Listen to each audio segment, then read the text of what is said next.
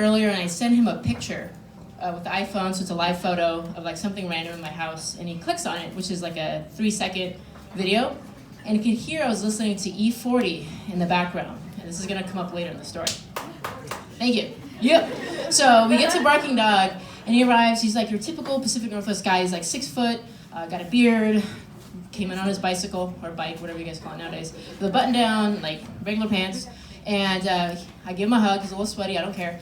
I order a beer taster, and he orders a cider, and he takes a sip. And before I can even ask how is it, he goes, mm. And I'm like, is it good? He's like, yeah, you want some? And I'm like, with that kind of wiggle, I have to. So I take a sip, and he's like that the whole time. Like, if you guys ever seen Can't Hardly Wait, he's Kenny Fisher, Seth Green's character.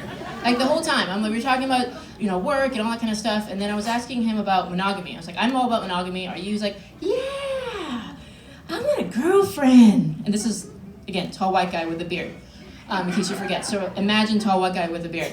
So I'm like, oh, why do you want a girlfriend? They're like your cheerleader. They just cheer you on. And I'm like, is that the only reason? Yeah, they're just fun. I'm like, okay, cool. So he pays for the tab. Somehow we end up talking for like an hour and a half. His voice is like that the whole time. And I'm gonna go home, and he walks me home. And I was just, I do the lie that we always do. I had a great time. See you later. And he hugs me, and then he goes, why, we're having so much fun. What's inside of your house look like? So, here's the thing.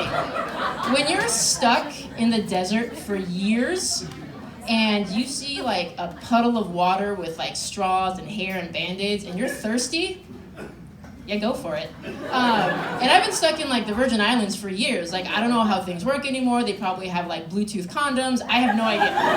So I'm like, yeah, did you want to come in? And he comes in. I'm like, okay, cool. And we get there, and then he whips out a bottle of Slurricane. That's why you had to swing by Bevmo. Slurricane is a malt liquor that E40 created or something. So I get its kind of sentimental value because he knew I listened to E40, so he brought malt liquor on the first day, invited himself into my house. Very sweet. Just like the liquor. So we start sitting on the couch, and then he's like, let's turn on some music. I'm like, okay. He's like, do you have any weed? And normally I wouldn't smoke on a first date, let alone bring a guy in on a first date, but since I knew we weren't going anywhere, and again, I was thirsty, let's see what happens. Sure.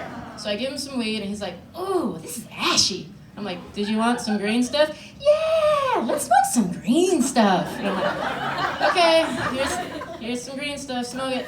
And then he starts talking about like how often I would have sex for a week and all this stuff. I'm like, I don't get it. Anyways, cut the scene. Somehow we're making out, because that's what happens. And the whole time he's like, stops. He's like, what are your fantasies? And I'm like, I don't know you well enough to tell you. Continue making out some more. And then he's like, do you got any sexy panties on? I wasn't planning on it, so I'm like, no, I don't. Not at all. Like, I'm rocking some beige Bridget Jones stuff. I'm like, there, it's fine.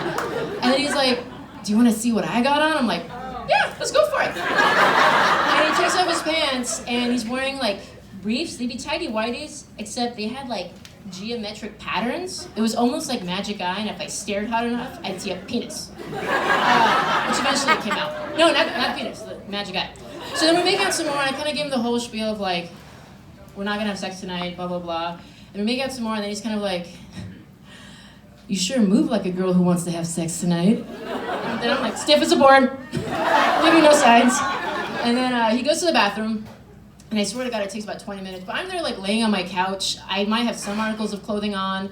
I've been drinking Slurricane, and I had smoked a little bit. I'm just thinking like, this is a Thursday. I could have been watching Grey's Anatomy right now. And he comes back, and I was like, you took a while. He's like, you know how hard it is to pee with a heart on? No thanks to you.